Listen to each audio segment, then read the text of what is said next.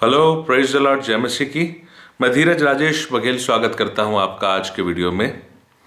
और मैं आज आपके सामने लेकर आया हूं उस स्टडी को जो हम काफ़ी वक्त से कर रहे हैं, पिछले साल से कर रहे हैं कि सारा और हाजिरा की स्टडी।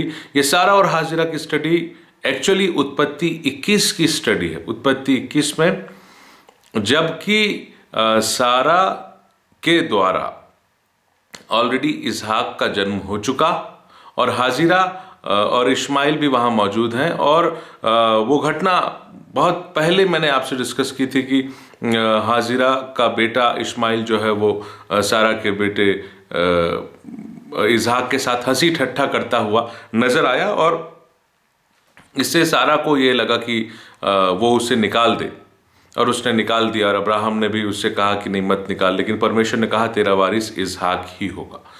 और फिर एक्चुअली इस बात को नए नियम में बताया गया है कि सारा एक वाचा है, हाजिरा एक वाचा है। और उसकी गहराई के साथ हम चर्चा अध्ययन काफी समय से कर रहे हैं। और मैं आज लेकर आया हूं सारा जो ऊपर के यरूशलेम की वाचा है, जिससे स्वतंत्र संतान उत्पन्न होते हैं, उसके भाग 7 यानी पार्ट 7 को। उत्पत्ति 21 की स्टडी थोड़ी लंबी है, लेकिन मुझे परमेश्वर से ये संदेश मिला कि उस बात को जितना मुझे परमेश्वर ने बताने के लिए कहा वो पूरा मैं आपके सामने पेश करूं। और मैं उसे लेकर आया हूं उत्पत्ति 21 की स्टडी का कंटिन्यूएशन कि सारा जो ऊपर के यरूशलेम की वाचा है, जिससे स्वतंत्र संतान उत्पन्न होते हैं, उसका भाग 7 पार्ट 7 आज हम डिस्कस करेंगे। इब्रानियों उसका 2 अध्याय वचन 5 से 18 कि कैसे वो वाचा जो ऊपर के यरूशलेम में बांधी गई, वो कार्य जो पूरा हुआ और उसको सारा रिप्रेजेंट करती है, और वो मसीह की क्रूस की कथा है, उसके कारण से स्वतंत्र संतान उत्पन्न होते हैं, उसकी चर्चा हम कर रहे हैं। कैसे हम हो सकते हैं, उसके लिए इब्रानियों 2 उसका वचन 5 से 18 हम आज देखेंगे। और इसको समझने के लिए आसपास के और कुछ रेफरेंसेस देखेंगे और आज की स्टडी को हम समाप्त करेंगे। इब्रानियों 2 का 5 से मैं पढ़ूंगा। उसने उस आने वाले जगत को जिसकी चर्चा हम कर रहे हैं स्वर्गदूतों के अधीन ना किया, वरन किसी ने कहीं यह गवाही दी है, मनुष्य क्या है कि तू उसकी सुधि ले, या मनुष्य का पुत्र क्या है कि तू उसकी चिंता करे। तूने तो उसे स्वर्गदूतों से कुछ ही कम बनाया। अब ये यीशु मसीह की चर्चा हो रही है। तूने तो उसे स्वर्गदूतों से कुछ ही कम बनाया, तूने उस पर महिमा और आदर का मुकुट रखा और उसे अपने हाथों के कामों पर अधिकार दिया, और तूने सब कुछ उसके पांव के नीचे कर दिया। वचन 8 में लिखा, तूने सब कुछ उसके पांव के नीचे कर दिया,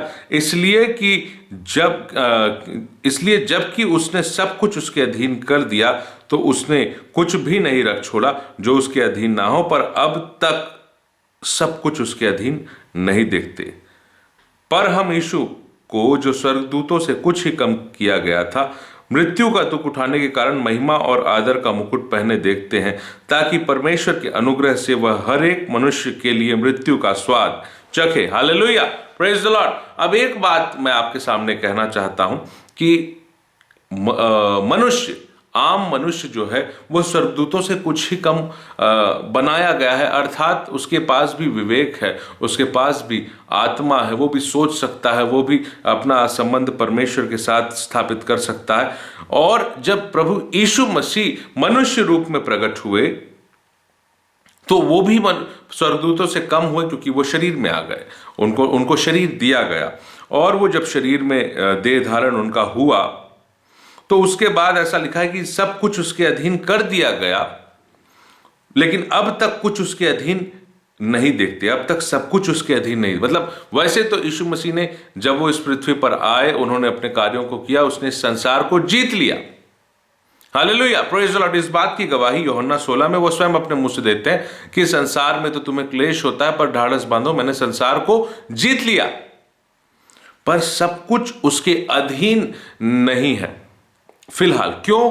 क्योंकि अभी भी आप संसार में देखिए, बहुत सारे स्थानों में शैतान का राज्य है, सब कुछ उसके अधीन अभी नहीं। और ये परमेश्वर की एक प्लानिंग है, ये एक योजना है कि जब वो भविष्यवाणियां सारी पूरी हो जाएंगी और प्रकाशित वाक्य की भविष्यवाणियां, अभी जैसे मत्ती में जो भविष्यवाणी हुई मत्ती 24 की, वो सारी भविष्यवाणियां पूरी होती जाएंगी और जैसे जैसे अंत के समय को हम निकट आते देखते हैं, वैसे वैसे धीरे धीरे धीरे धीरे सब कुछ मसीह के अधीन होता चला जा रहा है, उसके अधिकार क्षेत्र में, उसके प्रभुता में, उसके अंदर, उसके राज्य के अंदर वो शामिल होता जा रहा है।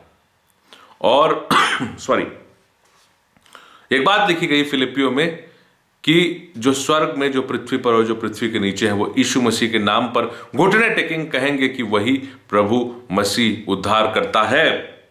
मगर अभी आज की डेट में यदि आप संसार को देखोगे तो ऐसा नहीं है। बहुत सारे स्थानों में शैतान का राज्य है, बहुत सारे स्थानों पे उसने कब्जा करके रखा है और लोगों के अंदर बंधुआई है और वो छुटकारा नहीं प्राप्त करना चाह रहे हैं। लेकिन उसी छुटकारे को देने के लिए यीशु मसीह आए।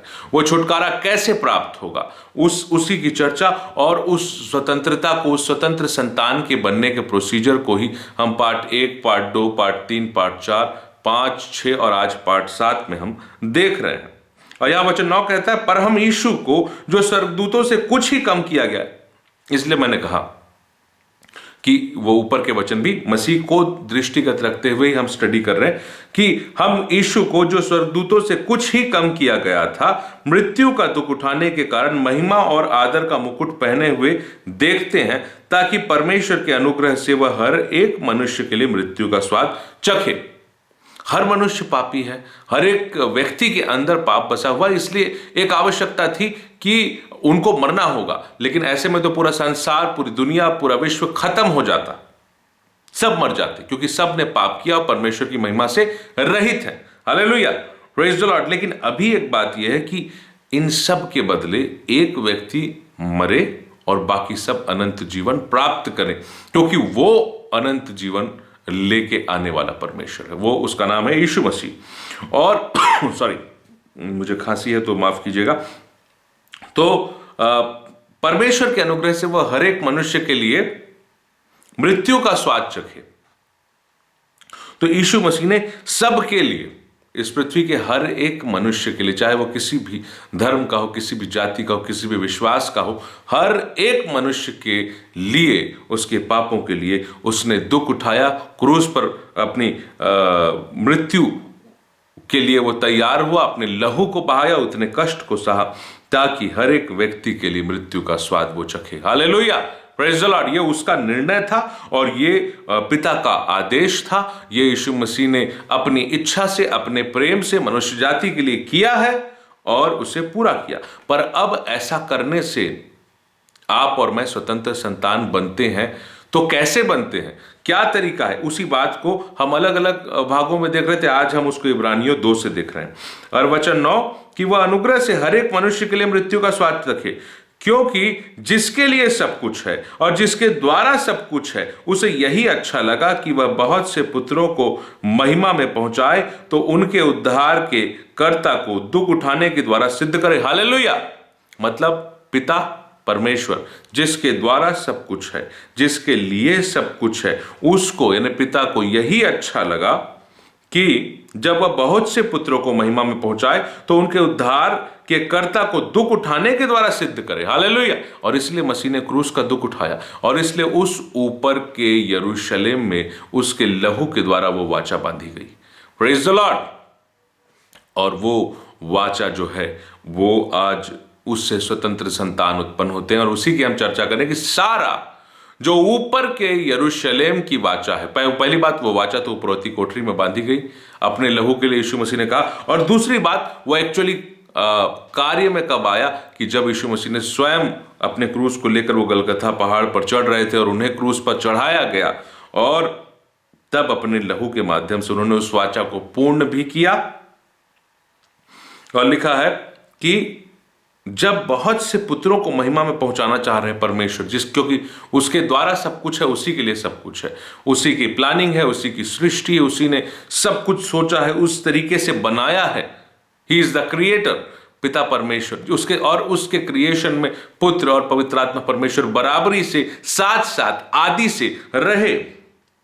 तो जब उसको ये करना था कि बहुत सारे पुत्र पुत्री उसके संसार में इस पृथ्वी पर पाप में मरने वाले थे, उन्होंने डिसाइड किया कि उनके उद्धार के कर्ता को दुख उठाकर सिद्ध करेंगे। हालेलुया। तो क्या यीशु मसीह को सिद्ध होने की आवश्यकता थी? नहीं, लेकिन यीशु मसीह ने एक उदाहरण दिया है, एक आदर्श बताया मुझे और आपको कि उसे किस तरीके से परमेश्वर की दृष्टि में एक सिद्धता को प्राप्त करना है। Hallelujah, praise the Lord. उसे किस तरीके से उदाहरण की, भाई क्योंकि वो दुख उठा रहा है इसलिए आपको दुख उठाना पड़ेगा, क्योंकि वो दुख उठा रहा है इसलिए मुझे दुख उठाना पड़ेगा। Hallelujah, praise the Lord. और उद्धार के कर्ता को दुख उठाने के द्वारा सिद्ध करे, क्योंकि पवित्र करने वाला और जो पवित्र किए जाते हैं सब एक ही मूल से हैं। Hallelujah, praise the Lord. पवित्र करने वाला और जो पवित्र किए जाते हैं वो सब एक ही मूल के हैं। अर्थात मैं जो एक पापी मनुष्य हूं, हर एक संसार के व्यक्ति जो एक्चुअली मतलब वो हो तो गए हैं पापी, क्योंकि अदन की बारी में जो कार्य हुआ आदम और हवा के द्वारा सर्प के बहकाने से, हो तो गए हैं पापी, बट बेसिकली उस मनुष्य को परमेश्वर ने बनाया, उस पे अपने नथनों को फूका, तो हम भी परमेश्वर में से निकल के आए हैं, मगर हमारा स्वभाव पापी हो चुका है। ठीक है, तो इसलिए लिखा क्योंकि जो पवित्र करने वाला है वो तो परमेश्वर है, वो तो यीशु मसीह है, वो तो पवित्र आत्मा परमेश्वर है। और जो पवित्र किए जाते हैं जैसे हम, मैं, आप, कलीसिया जो उसकी देह है, जो उसकी दुल्हन है, जिसको निर्दोष, दाग रहित, झुर्री रहित बनाना है, ये पवित्र किए जाने वाले लोग हैं कलीसिया, विश्वासी। तो क्योंकि जो पवित्र करने वाला है और जो पवित्र किए जाते हैं वो एक ही मूल से है, और क्योंकि वो एक है इसलिए वापस उन्हें पिता के पास जाने के लिए, वहां तक पहुंच पाने के लिए एक उद्धारकर्ता को आना था, और वो दुख उठाकर जो है सिद्ध किया गया, क्योंकि वो उदाहरण दे रहा था कि मैं और आप भी दुख उठाए बिना सिद्ध नहीं हो पाएंगे। Hallelujah, praise the Lord. ये मेरे और आपके लिए एग्जाम्पल है, उदाहरण है। इसको पतरस भी कहता है कि वो दुख उठाकर हमें एक आदर्श दे गया कि हम उसके पद चिन्हों पर चले। वैसे ही मैंने अभी पहला पतरस से भी पिछले वीडियो में बताया था कि हमें, जब हम शरीर में होकर दुख उठाते हैं तो पाप से स्वतंत्र हो जाते हैं। तो दुख उठाना वो एक एग्जाम्पल था यीशु मसीह के जीवन का, बेस्ट एग्जाम्पल मेरे और आपके और हर एक विश्वासी के लिए, कि हमें भी दुख और तकलीफ उठाकर सिद्ध होंगे। हालेलुया। और लिखा है क्योंकि जब पवित्र करने वाला, वचन 11 इब्रानियों 2 का 11, जब पवित्र करने वाला और जो पवित्र किए जाते हैं सब एक ही मूल से हैं, इस कारण वह उन्हें भाई कहने से नहीं लजाता। हालेलुया। अब कई बार यीशु मसीह को मैं और आप पिता शब्द कह के संबोधित करते हैं, हालांकि पिता और मैं एक हैं ऐसा यीशु मसीह ने कहा है यूहन्ना 10 में, मैं और पिता एक हैं, लेकिन पिता अलग है। पिता इज अ डिफरेंट पर्सनैलिटी, पुत्र इज अ डिफरेंट पर्सनैलिटी, पवित्र आत्मा परमेश्वर इज अ डिफरेंट पर्सनैलिटी। तीनों एक हैं, त्रिएकत्व है, लेकिन तीनों एक बन जाते हैं, एक हैं, लेकिन उनकी तीनों की अलग अलग पर्सनैलिटी अलग अलग लेवल पे ऑपरेट करते हैं मसीही जीवन में। हालेलुया। और इसलिए लिखा है कि वो उन्हें भाई कहने से नहीं ले जाता। अब देखिए, यीशु मसीह आपको भाई कह रहे हैं, तो आप यीशु मसीह को क्या पिता कहेंगे? नहीं, आप यीशु मसीह को भाई ही कहेंगे। वो हम सब का पहलौठा भाई, बड़ा भाई है। क्यों? क्योंकि पिता की तरफ से मरे हुए में से जी उठने वाला पहला कौन? प्रभु यीशु मसीह। उसके बाद कौन? सारे विश्वासी। तो बड़ा भाई कौन हुआ? यीशु मसीह। हालेलुया। तो इसलिए लिखा, इस कारण वह उन्हें भाई कहने से नहीं लजाता। अब आपका और यीशु मसीह का अगर वचन के हिसाब से ठीक से रिश्तेदारी देखें तो वो भाई है। हालेलुया। कौन है मेरे भाई? मेरी बहन और मेरी माता। ऐसा उन्होंने मत्ती 1 में भी कहा। एक्चुअली वो सब के, इस पृथ्वी के हर एक व्यक्ति के रिश्ते में वो बड़े भाई लगते हैं, परमेश्वर पिता पिता लगते हैं। इसलिए उन्होंने जब कहा कि प्रार्थना कैसे करना है, हे हमारे पिता तू जो स्वर्ग में।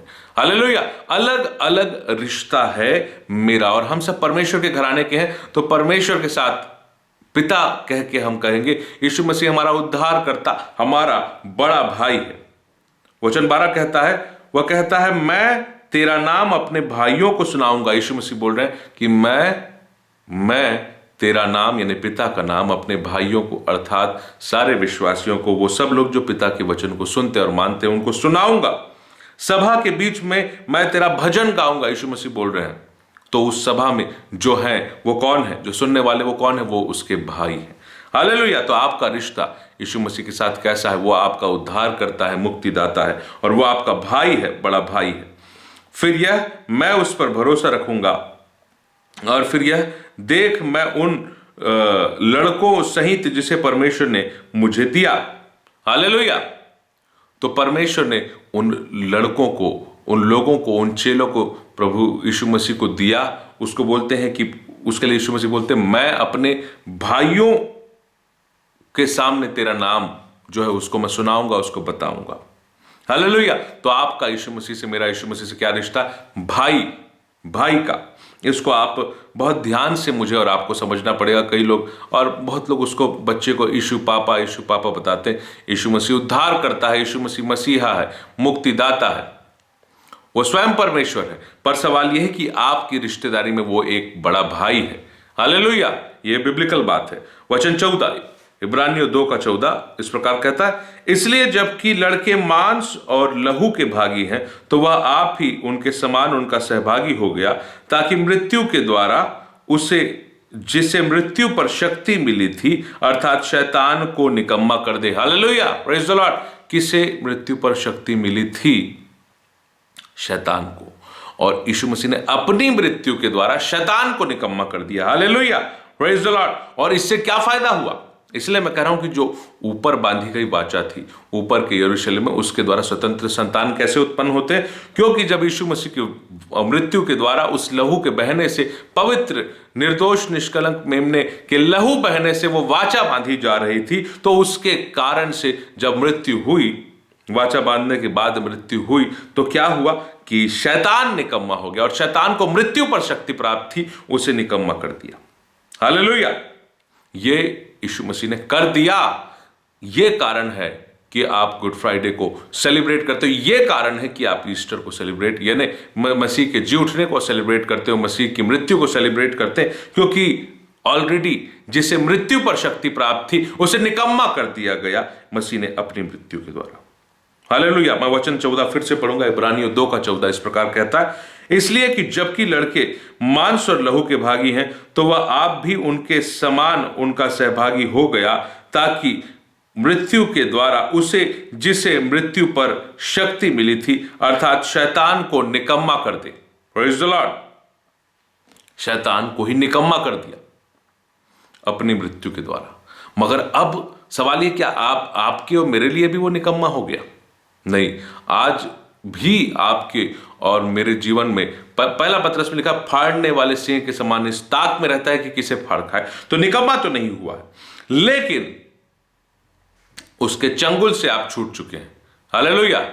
उसके चंगुल से आप बाहर आ चुके हैं, और अब आज आप परमेश्वर को पुकारेंगे तो परमेश्वर उससे बचाने के लिए आपकी सहायता करते हैं। या एक बार लिखा हुआ है, ताकि मृत्यु के द्वारा उसे, जिसे मृत्यु पर शक्ति मिली थी, अर्थात शैतान को निकम्मा कर दे, और जितने मृत्यु के भय के मारे जीवन भर दासत्व में फंसे थे, उन्हें छुड़ा ले। हालेलुया। जितने मृत्यु के भय के मारे जीवन भर दासत्व में फंसे थे, मतलब अब वही मैं कह रहा हूं कि स्वतंत्र संतान नहीं बन पा रहे, हम दासत्व में फंसे हुए, हम गुलामी में हैं, हम बंधुआई में हैं। क्यों? क्योंकि मृत्यु के भय के मारे जीवन भर दासत्व में फंसे हैं, उन्हें छुड़ा ले। अब आप स्वतंत्र संतान बन पा रहे हैं, क्योंकि अपनी मृत्यु के द्वारा उस मृत्यु के भय को उसने खत्म कर दिया। हालेलुया। किसने? यीशु मसीह ने। मृत्यु का भय था कि हमारी मौत हो जाएगी तो हम क्या करेंगे, हमारा परिवार क्या करेगा, हमारे बच्चे क्या करेंगे, हमारे लोग क्या करेंगे, और मैं क्या करूंगा, मेरे काम पूरे नहीं हुए, और इस तरीके से एक भय था, एक डर था। लेकिन मृत्यु को यीशु मसीह ने ऑलरेडी अपने शरीर में मार दिया। पहली चीज, शैतान को निकम्मा कर दिया। दूसरी चीज और तीसरी चीज है कि आपके जीवन से, मन से, शरीर से मृत्यु के भय को खत्म किया। तो आज मृत्यु का भय अगर मुझे होता है तो शायद मैं विश्वासी नहीं। और आप अगर परमेश्वर पर विश्वास करेंगे तो पवित्र आत्मा परमेश्वर के द्वारा आपको साहस मिलेगा और मृत्यु का भय आपके जीवन से जाता रहेगा। लिखा है, जितने मृत्यु के भय के मारे जीवन भर दासत्व में फंसे थे और इसलिए हम स्वतंत्र संतान नहीं बन पा रहे थे, हम परमेश्वर के अधीन नहीं हो पा रहे थे, परमेश्वर के पास नहीं आ पा रहे थे, परमेश्वर के करीब अपने आप को सौंप नहीं पा रहे थे, अपना समर्पण नहीं कर पा रहे थे, जिसके कारण से परमेश्वर की सामर्थ्य काम नहीं कर पा रही थी, तो आज कर सकते हैं। आज आपके क्योंकि मृत्यु के भय को उस ऊपर के वाचा के द्वारा, जो ऊपर के यरूशलेम में अर्थात गलगथा पहाड़ और कलवरी पर बांधी गई थी, उससे उस वाचा के द्वारा उस मृत्यु के भय को खत्म कर दिया गया। और लिखा है कि जितने मृत्यु के भय के मारे जीवन भर दासत्व में फंसे थे उन्हें छुड़ा ले, क्योंकि वह तो स्वर्गदूतों को नहीं वरन अब्राहम के वंश को संभालता है। हालेलुया। और यीशु मसीह के बारे में एक बात बताया जा रहा है कि वो किसको संभालता है? वो अब्राहम के वंश को संभालता है। इस कारण उसको चाहिए था कि सब बातों में अपने भाइयों के समान बने, जिससे वह उन बातों में जो परमेश्वर से संबंध रखती है एक दयालु विश्वास योग्य महायाजक बने, ताकि लोगों के लिए प्रायश्चित करे। Hallelujah, praise the Lord. अब देखिए एक बात और कि भाई मृत्यु के भय के अधीन जितने लोग थे उनको छुड़ा लिया, तो अब आप एक स्वतंत्र संतान बन सकते हैं। आगे की बात है कि जो है वो स्वर्गदूतों को नहीं संभालते, वो अब्राहम के वंश को संभालते। और अब्राहम का वंश क्या है? विश्वास करने वाले। लिखा है वो विश्वासियों का पिता है। हालेलुया। इस बात पे पूरी चर्चा मैं नहीं करूंगा, लेकिन आप अगर रोमियो 4 अध्याय को आप पढ़ेंगे, आपको समझ में आ जाएगा कि अब्राहम विश्वासियों का पिता है। तो यदि आप विश्वासी हैं तो वो आपको संभालता है, वो आपकी प्रार्थनाओं को सुनता है और आपकी सहायता करता है। वचन 17 कहता है, इस कारण उसे चाहिए था कि सब बातों में अपने भाइयों के समान बने, जिससे वह उन बातों में जो परमेश्वर से संबंध रखती है एक दयालु विश्वास योग्य महायाजक बने, ताकि लोगों के पापों के लिए प्रायश्चित करे। हालेलुया। एक बात यह है कि सब बातों में अपने भाइयों के समान बने, मतलब क्या होता है कि पहले तो वो शरीर रूप में आए। जो भाई हैं इस संसार में, वो कौन है? वो हम लोग हैं, वो विश्वासी हैं, वो कलीसिया है, वो लोग हैं जिन्होंने आज तक उसका नाम भी नहीं सुना, लेकिन उन तक भी वचन पहुंचेगा तो वो भी विश्वास के द्वारा मसीह के भाई बन जाएंगे। अब सवाल ये उठता है कि मसीह उनके जैसे कैसे बना, जबकि वो हम सबका महायाजक है? तो वो शरीर रूप में प्रकट हुआ, तो जैसे हम शरीर में है वो शरीर में प्रकट हुआ। हमको तकलीफ हुई, उसको भी तकलीफ हुई। हम परखे जाते हैं, वो भी परखा गया। तो लिखा है कि वह उन बातों में जो परमेश्वर से संबंध रखती है एक दयालु विश्वास योग्य। दयालु क्यों? क्योंकि वो उन बातों को सह सकता था जो मैं सहता हूं, वो उन बातों को महसूस कर सकता था, वो रोता था, वो दुखी होता था, वो खुश होता था, आनंदित होता था। ये सब यीशु मसीह की भावनाएं थी। आप सुसमाचार को पढ़िएगा, उसे तरस आता था, उसे भूख लगती थी, उसे दुख होता था, उसे तकलीफ होती थी, उसे दया आती थी। और इसलिए लिखा है एक दयालु और विश्वास योग्य महायाजक। विश्वास योग्य क्यों? क्योंकि यीशु मसीह शरीर में रहे, लेकिन वो अपने परमेश्वर से कभी भी जो है विश्वास योग्यता में कमजोर नहीं हुए, पीछे नहीं हटे, तो वो विश्वास योग्य भी रहे और वो अपना बलिदान दे के हम सबके महायाजक बन चुके हैं। वो पाप बलि हुए, स्वयं हुए, और वो स्वयं एक महायाजक हैं। हालेलुया। तो लिखा है कि विश्वास योग्य महायाजक बने ताकि लोगों के पापों के लिए प्रायश्चित करे। ये उसका पर्पस था और ये उन्होंने क्रूस पर पूरा कर दिया। और ऊपर के यरूशलेम की वाचा जो सारा है, उसे स्वतंत्र संतान उत्पन्न करने के लिए पहले मृत्यु के भय को खत्म किया, फिर अब्राहम के वंश को संभालने का जिम्मा उठाया, अर्थात विश्वासियों को संभालने का जिम्मा उठाया। अब विश्वासी कैसे संभाले जाते हैं वो मैं बता रहा हूं आपको। वचन 18 कहता है, जब उसने परीक्षा की दशा में दुख उठाया तो वह उनकी भी सहायता कर सकता है जिनकी परीक्षा होती है। हालेलुया। वही मैं कह रहा हूं कि यीशु मसीह उन परीक्षाओं को सह रहे थे जो आप और मैं सहते हैं। जो तकलीफ मुझे होती है, जिस प्रकार की समस्या से मैं गुजरता हूं, जिस प्रकार के मानसिक प्रताड़ना, मानसिक दुख, आत्मिक दुख, शारीरिक दुख, जिस प्रकार की तकलीफ, उन तकलीफ से वो होके गुजरे थे, उन बातों से वो होके उन पीड़ा को वो जानते थे, उन सारी बातों को, और जो भावनाएं मैं महसूस करता वो सब वो महसूस करते थे, मगर वो विश्वास योग्य रहे। वो लिखा है कि वो जो है हर तरीके से जो है उन लोगों की सहायता कर सकते हैं जो परीक्षा में है। हालेलुया। वो जो है, और एक बात और है कि वो परखे गए थे और हर बात में उनकी परीक्षा हुई थी। उन पर जो जो जो समस्या मेरे ऊपर आती है, जिस जिस प्रकार से मैं अलग अलग कठिन परिस्थितियों को झेलता हूं, वो भी झेले थे, लेकिन वो निष्पाप थे। निष्पाप थे मतलब पाप नहीं किया उन्होंने। हालेलुया। और लिखा है कि जब जो मैं फील करता हूं उसी को वो फील कर पाते हैं, महसूस कर पाते, तो वो एक दयालु और विश्वास योग्य महायाजक मेरे और आपके बन पाते हैं। वो अब्राहम के वंश को संभालते हैं, मतलब वो विश्वासियों को संभालते हैं। और लिखा है कि जब परीक्षा की दशा में उन्होंने दुख, स्वयं यीशु मसीह ने परीक्षा की दशा में दुख उठाया, तो वो उनकी भी सहायता करेंगे, अर्थात सारे विश्वासियों की जिनकी परीक्षा होती है। हालेलुया। सारे नए विश्वासियों की, पुराने विश्वासियों की, गैर विश्वासियों की, जो प्रभु में आज नहीं तो कल आ जाएंगे, उन सब के ऊपर जो आत्मिक परीक्षा, मानसिक परीक्षा और जो शारीरिक परीक्षा, सब जो शैतान का हमला उनके ऊपर होगा, उससे बचाने की ताकत यीशु मसीह रखते हैं। हालेलुया। वो उनकी सहायता कर सकते हैं। और कैसे सहायता करते हैं, इस बात को हम देखेंगे और आज के संदेश को हम समाप्त करेंगे। इब्रानियों के जो इब्रानियों की पत्री है उसी में हम रहेंगे, पर अब इब्रानियों 2 का वचन 5 से 18 तक हम देख चुके हैं। यहां तक जो मैंने बताया वो 2 का 5 से 18, और कैसे एक स्वतंत्र संतान की तरफ हमारा जीवन अग्रसर होता है, क्योंकि मृत्यु का भय खत्म हो गया, इसलिए अब हम बेबाक होकर परमेश्वर के पास आ सकते हैं, अपना समर्पण कर सकते हैं बिना डरे। हालेलुया। और एक बात और, इब्रानियों 4 का 14 से 16 कैसे यीशु मसीह सहायता करते हैं। लिखा है, इसलिए जब हमारा ऐसा बड़ा महायाजक है, इब्रानियों 4 का 14 से 16 पढ़ रहा हूं, जब हमारा ऐसा बड़ा महायाजक है जो स्वर्गों से होकर गया, अर्थात परमेश्वर का पुत्र जो यीशु, परमेश्वर का पुत्र यीशु, तो आओ हम अंगीकार को दृढ़ता से थामें, क्योंकि मृत्यु का भय खत्म है। तो अंगीकार कि वो हमारा उद्धार करता है, वो हमारा महायाजक है, वो हमारा उद्धार करता, मुक्तिदाता है, इस बात को अंगीकार करें और उसको दृढ़ता से थामें, क्योंकि हमारा ऐसा महायाजक नहीं जो हमारी निर्बलताओं में हमारे साथ दुखी ना हो सके। हालेलुया। ये मैं बता रहा था आपको कि जो तकलीफें आप झेलते हैं, जो जो जो ऊंच नीच आपको महसूस होती है, उसको यीशु मसीह भी महसूस कर सकते थे, किया, और इसलिए आज भी वो फील करते हैं, और इसलिए वो हमारी सहायता करते हैं। हमारा ऐसा महायाजक नहीं जो हमारे साथ दुखी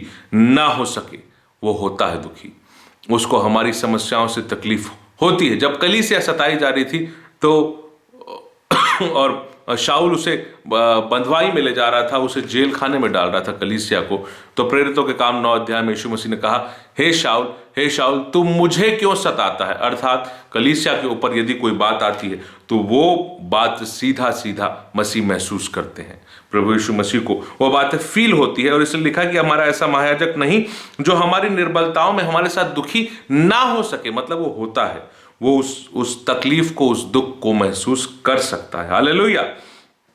और वह सब बातों में हमारे समान परखा गया तो भी निष्पाप निकला। मैं यही बात बोल रहा हूं, हर बात में, जिस बात में हम परखे जाते हैं, हम पर परीक्षा आती, हम पर समस्या आती, वो भी परखा गया, मगर यीशु मसीह निष्पाप निकला, यानी पाप रहित है वो पवित्र है, वो निर्दोष है, वो निष्कलंक है, और वो मेमना है जिसके लहू से हमको छुटकारा मिलता है। और अब ये वचन 16 जो मेरे और आपके लिए आज का संदेश है, लिखा है, इसलिए आओ हम अनुग्रह के सिंहासन के निकट हियाव बांध कर चलें। पहले हियाव नहीं होता था क्योंकि मृत्यु का भय था, अब हियाव बांध कर चलें कि हम पर दया हो और वह अनुग्रह पाए जो आवश्यकता के समय हमारी सहायता करे। हालेलुया। आवश्यकता के समय हमारी सहायता मिलेगी हमको अगर हम अनुग्रह के सिंहासन के पास जाएंगे। और अनुग्रह का सिंहासन जो है वो किसका है? पिता का है, पुत्र का है। हालेलुया। प्रकाशित वाक्य में आप पढ़िएगा, 2 सिंहासन स्वर्ग में लगे हैं, एक मेमने का और एक परमेश्वर का। Praise the Lord. तो अनुग्रह के सिंहासन के पास आप चलेंगे और आप पर दया और वह अनुग्रह प्राप्त होगी पाए, जिससे आवश्यकता के समय हमको सहायता मिले। जब हम आपको अनुग्रह मिलेगा, हालेलुया, आपको दया मिलेगी परमेश्वर की ओर से, तो जब जरूरत के समय आपको परमेश्वर से शक्ति चाहिए रहेगी, आपको वो सहायता मिल जाएगी। वो महायाजक से आपको सहायता मिलेगी, हालेलुया। और फिर जब परीक्षाओं में, जब निर्बलताओं में, जब पाप में पड़ने की अभिलाषाओं में, कठिन समयों में आपको आवश्यकता होगी परमेश्वर की शक्ति की, तो आपको वो शक्ति मिलेगी, हालेलुया। क्यों? क्योंकि आप अनुग्रह के सिंहासन के पास हियाव बांध के गए। क्यों गए? क्योंकि मृत्यु का भय खत्म हो गया। और लिखा है कि अनुग्रह के सिंहासन के निकट हियाव बांध कर चले कि हम पर दया हो और हम वह अनुग्रह पाएं जो आवश्यकता के समय हमारी सहायता करे, हालेलुया। तो आवश्यकता का समय होता है परीक्षा का समय, और इसलिए लिखा है कि जागते रहो, प्रार्थना करते रहो कि तुम परीक्षा में ना पड़ो, क्योंकि वह आवश्यकता का समय है। और जब हम आवश्यकता के समय परमेश्वर के सिंहासन के पास जाते हैं, हमको सहायता मिलती है और हम उस परीक्षा से बच जाते हैं यीशु मसीह के नाम में। अब एक बात और कि अनुग्रह के सिंहासन के करीब हम कैसे जाते हैं, इस अंतिम वचन को देख के आज के संदेश को हम समाप्त करेंगे। हम अनुग्रह के सिंहासन के पास कैसे जाते हैं, तो आप मेरे साथ निकालिएगा इफिसियों की पत्री, उसका 3रा अध्याय, इफिसियों 3रा अध्याय और उसका वचन 12। हालेलुया। आप अनुग्रह के सिंहासन के पास जाएंगे तो आप पर दया होगी, आपको अनुग्रह मिलेगा, जिससे आवश्यकता के समय आपकी सहायता होगी। आवश्यकता का समय मतलब पाप में पड़ सकते हैं, परीक्षा का समय, ऐसे समय में आपको सहायता मिलेगी अगर मैं अनुग्रह के सिंहासन के नजदीक जाऊंगा। और कैसे जाते हैं? तो इफिसियों 3:12 कहता है, जिसमें हमको उस पर विश्वास करने से साहस और भरोसे के साथ परमेश्वर के निकट आने का अधिकार है। हालेलुया। हमको उस पर विश्वास करने से साहस और भरोसे के साथ, वही मैं कह रहा हूं, जब मृत्यु का डर यीशु मसीह ने खत्म कर दिया, तो जैसे आपने यीशु मसीह पर विश्वास किया, पिता पर विश्वास किया, पवित्र आत्मा परमेश्वर पर विश्वास किया, उस विश्वास के साथ सिर्फ विश्वास नहीं आता, साहस आता है, भरोसा आता है, और आप परमेश्वर के निकट आने का अधिकार आपको मिल जाता है। हालेलुया। आपने जैसे, तो ये आप परमेश्वर के अनुग्रह के सिंहासन के करीब आने का तरीका है। Praise the Lord. कैसे? जैसे ही आपने विश्वास किया, आपके पास साहस आएगा, आपके पास भरोसा आएगा, मृत्यु का भय जो आपके मन में था, शरीरों में था, वो खत्म हो जाएगा और परमेश्वर के निकट आने का अधिकार मिल जाएगा। Praise the Lord. हालेलुया। कितनी बड़ी बात है, कितना बड़ा अनुग्रह और कितना बड़ा संदेश है मेरे और आपके लिए। और इस कारण से जब मैं परमेश्वर के अनुग्रह के सिंहासन के नजदीक विश्वास के द्वारा आऊंगा, प्रार्थना करने के लिए आऊंगा, तो मुझे भरोसा मिलेगा, मुझे साहस मिलेगा और मुझे परमेश्वर के सिंहासन के नजदीक आने का अधिकार मिलेगा। और जब मैं सिंहासन के पास आ गया तो मेरे सारे पाप उस परमेश्वर के निकट रहने से समाप्त हो जाएंगे, क्योंकि उसके निकट कोई बुराई नहीं रह सकती। परमेश्वर के निकट कोई पाप रह ही नहीं सकता। लेकिन अगर आप परमेश्वर के निकट चले गए तो आपके अंदर का पाप भी समाप्त हो जाएगा और आपको अपने पापों पर और अभिलाषाओं पर जय पाने में सहायता मिलेगी। हालेलुया। Praise the Lord. तो ये मेरे और आपके जीवन के लिए एक अद्भुत संदेश है। और ये सारा जो ऊपर के यरूशलेम की वाचा है, जिससे स्वतंत्र संतान उत्पन्न होते हैं, उसका ये भाग 7 है। और इसमें मैंने आपको बताया कि कैसे यीशु मसीह के क्रूस पर बलिदान के द्वारा मृत्यु का भय समाप्त हुआ। जब मृत्यु का भय समाप्त हुआ तो हमको एक ऐसा महायाजक मिला जो हमारी दुर्बलताओं में निर्बलताओं में हमारे साथ दुखी हो सकता है। और जब हम अनुग्रह के सिंहासन के नजदीक आते हैं तो हम पर दया और अनुग्रह होता है कि आवश्यकता यानी परीक्षा के समय हमारी सहायता हो। और अनुग्रह के सिंहासन के पास कैसे आते हैं? विश्वास के द्वारा। जब आप विश्वास करते हैं तो साहस मिलता है, भरोसा मिलता है आपको, और आपको परमेश्वर के निकट आने का अधिकार मिलता है। और जब आप उसके निकट आते हैं तो आप उसके अनुग्रह के सिंहासन के नजदीक आते हैं, और अब आपको परमेश्वर से और प्रभु यीशु मसीह के सिंहासन से वो सहायता मिलेगी। हालेलुया। और आप अपने और मैं अपने समस्याओं में, अपने पाप, अपनी अभिलाषाओं में और परमेश्वर से दूर जाने के उस पाप की प्रवृत्ति के ऊपर जय प्राप्त कर पाएंगे, बाप दादों के चाल चलन से छुटकारा प्राप्त करेंगे। हालेलुया। Praise the Lord. तो मैं उम्मीद करता हूं कि आपको आज का संदेश जो है वो आशीष का कारण आपके जीवन के लिए रहा होगा। हमने बहुत सारी भेद की बातों को देखा। आज का वीडियो थोड़ा लंबा हो सकता है, तो आप ज़रूर इसके द्वारा आशीष प्राप्त किए होंगे। फिर से सारे सुनने वालों को प्रभु यीशु मसीह के ओर से बहुतायत की आशीष मिले, सामर्थ्य मिले, शांति और अनुग्रह मिलती रहे। फिर से मिलेंगे एक नए वीडियो के साथ, तब तक के लिए जय मसीह की। Praise the Lord.